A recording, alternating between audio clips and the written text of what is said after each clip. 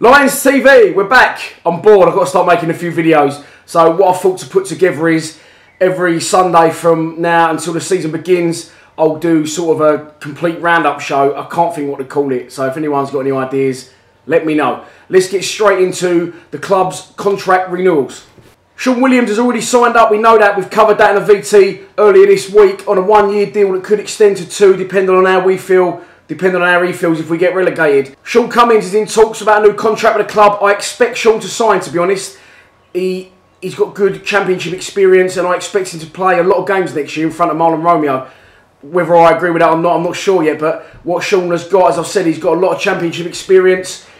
And he's also, you know, when we look to go more defensive in games and shut up shop, that's when Cummings coming a lot this year for Marlon. And I think it's good to have both in there competing for the places. Next up in the contract talks is Jimmy Abdu.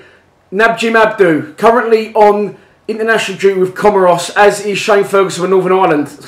International football ain't what it was, is it? Jimmy, is he going to sign? Isn't he going to sign? To be honest with you, there's a lot of talk now that Jimmy will be moving on. He's not up to the championship, let's be honest. You know, he does what he does for us. He breaks up play, but he's not up to the championship anymore. He's getting on. I think, you know, there's talks he could be going to Portsmouth under Kenny Jackett, and I think that'd be a good move. Be a good move for Jimmy. I really do. He's done well. He's done his time at the club, and you know, all the best to Jimmy if you move on. And finally, Fred, on your head, no lead. Onyedinma. I tell you what, if that's your kid's favourite player and he does stay, that's a printer's worst nightmare. It's going to cost you double for the kid next year. But Fred, Onyedinma, it was a weird one with Fred. It started out last season, I was saying he wasn't all that, and you was all on my back saying leave him alone, he's good. And then it ended the season with me saying he's good, leave him alone, and you lot wanted him out because he wouldn't sign a new contract. What you've got to understand is, you know, players are dictated to a lot by their agents. Fred is a young boy, and it's not his job to be a contract negotiator. It is his job to play football. So he will leave that up to the people that he believes are best at doing that job for him. And that's what he did. So, you know, don't hate on a footballer because they're trying to get better contracts and a bit more dough for themselves. We all do it. You're a plumber, you're an electrician. You get offered a better price down the road, mate. You're gone. Don't worry about that. You've got to do the best for your wife and your kids and your families. So, listen, I'm expecting Fred to stay now. I'm expecting him to sign a 4-year contract. His uncle on Facebook, if it is his uncle, it must be. You couldn't make that surname up, could you? There you go. There he is. So, Fred will stay now, I'm pretty sure. Which shifts the question to this. If Fred stays, Dave Worrell is a first team player. He's been retained. He's not been part for sale. Whether people think he's up to it or not, I actually quite like Worrell when he first came in. You know, things ain't gone his way since getting the side and whatever. So I think, you know, Dave Worrell will be retained and I think he will be back up for a right midfielder. Now, if we sign Fred Onyedinma on a 4-year contract and we sign Jeb Wallace, this now begs the question to me, as well as we sign Meredith as well at left back, will he be looking to change the formation? It's scary to even think he might, and we've been over this and we've covered it so much in the last season, but I don't think he will. Transfers. As we know, James Meredith has already signed for the club. Great acquisition for us. Did I just say acquisition? Great player he's going to be for us. Proven in League One. He's very fit. Great engine. Loves to get up and down, attacking. Exactly what we need at left back. And I think the manager knows that the left side is our weak side. Well, not a weak side, but it's going to be in the championship. This should have it absolutely straight. So Meredith has signed, did his medical the other day, the same day Tom Elliott signed. It's been a bit of a split camp about Tom Elliott. You know, all I can say is from what I've seen, he scored as many goals as Morrison did last year. When we played against them on New Year's Day away, he caused us a lot of problems and scored a goal. I saw his interview on the club official, bless you mini-me, on the club official website. And he's confident, the boy. You've got to say that for him. He said, give me the ball and I will get you goals. So, you know, people saying, well, you know, we're signing League One players. We need to be splashing the cash. We don't splash cash. We haven't got any. So, I'll take that. Tom Elliott, I'm expecting him to come in and try and prove himself. He's not going to break up the deadly duo, is he? Of our two main men. He's not going to break that up overnight. But what it will give us is, like we had in this season, Morrow out of a calf injury for 6 weeks. Gregor's ill or done a hamstring. It gives us the extra option of an out-and-out striker to bring on who's got experience of playing a lot of league games.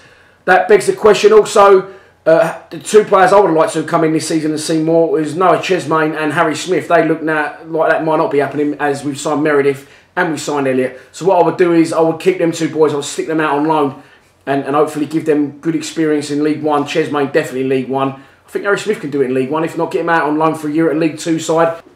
Another player that hopefully will be joining the club is Jake Cooper. He's already been on loan at us for a while. We've had 2 bids rejected for him. I'm expecting us to tie that one up before the summer's out, if I'm honest. You know, he's a good player, Cooper. He's a good hot prospect. I think he could go on to bigger and better things. He started fantastically when he first came to us. He faded slightly, and Sean Hutchinson come back in. That's, I think, down to the sheer amount of games he was playing. He wasn't used to playing so much first-team football, and you know, maybe fatigue setting slightly. But he seems to be happy at the club. You can only go by what you see on Twitter, Instagram, etc. But he seems to be fitting into the group well, and I'm expecting us, and I'm hoping we'll be signing Jake Cooper before the summer's out. Another player that we have had on loan is Jed Fernley-Wallace. That's right, that's his middle name. I looked it up earlier. So, Jed Fernley-Wallace, I'm hoping you'll sign for us. Again, seems to get on very well with a group of players that he's with.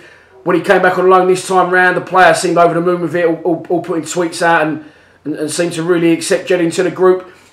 He wasn't as good this time round as he was the previous year, I didn't think personally. He really lit it up last time, didn't he, in the 2016-2017 season? Have I got that right? No, 2015-2016 season. But last season, 2016-2017, it's too many numbers now, confusing myself. He did well, Jed Wallace, but not as well as he had done. There was talk of him maybe going back to Pompey now on the Kenny jacket. I don't think Jed wants that. I think Jed wants to play in the Championship. I think we've had a bid accepted and we're close to agreeing terms. Again, where will he play? In my boredom of the 9-week break and just general craziness of Millwall, I put this together, this little team together. See what you think of this. There you go, look at that. The players we're bringing in, it's, you know, Romeo as a wide man attacking on. Meredith as a wide man attacking on. 3 centre-backs if we snap Cooper up.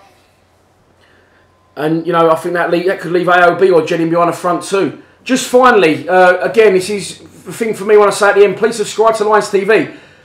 I'm going to ask you now, nicely again, please, to subscribe. Actually do it. Click the button because we are 50 subscribers away from 4,000. And to be honest, our views to subscription ratio is not good. We have had, hang on, where's the laptop? In the last 28 days, I've had 168,989 views. It's a lot of views, but, you know, the subscribing ain't great. I know that because what I'll do is I post the links out on Twitter, I post the links out on Facebook, so people can just click on the link, they haven't got to subscribe. But if I tell you that this man is catching me and he's going to take me over if we ain't careful.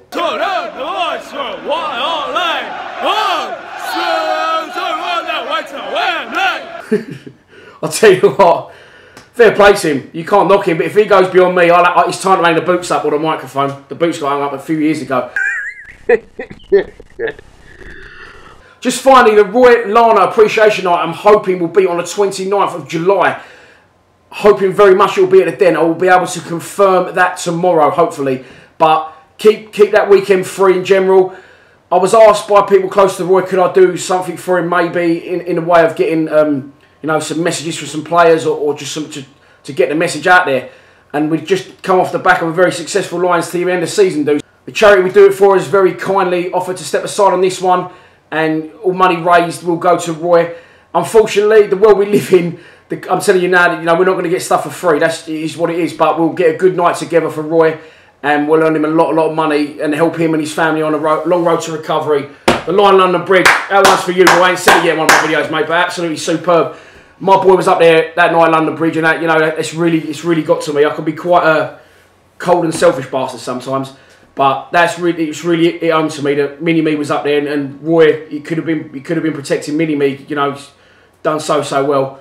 So that's it really. I've just swore there as well, and I will say this finally. I'm trying to curb the swearing on the VTs because my mum's told me off. And kids, I know there's a lot of kids watching now. You're never too old to be told off by your mum. So listen to what your mum says and eat your greens and all that rubbish as well. And saying about the kids, there's a lot of kids watching the channel now, more than I realised until recent weeks. So there will be a lot more kid-friendly stuff going on where I'll be making a complete donut of myself. But that's, you know, before all the older lot start going, you're muggy, you're not mere wool. Bear in mind the amount of children are watching this now, and I'll do some separate VTs for the kids, call-out penalties. We're going to do one with Tony Warner. The adults are probably thinking, what the hell are call-out penalties? Ask your kids because they love all that. And we'll get some of them going over the summer for the kids. But that's it. 10 days till the fixtures come out. Big talking point earlier. I'd like to go Villa away, really, or QPR and we'll give that slag all away a good bit of stick. Please subscribe to Lions TV. Come on, you Lions.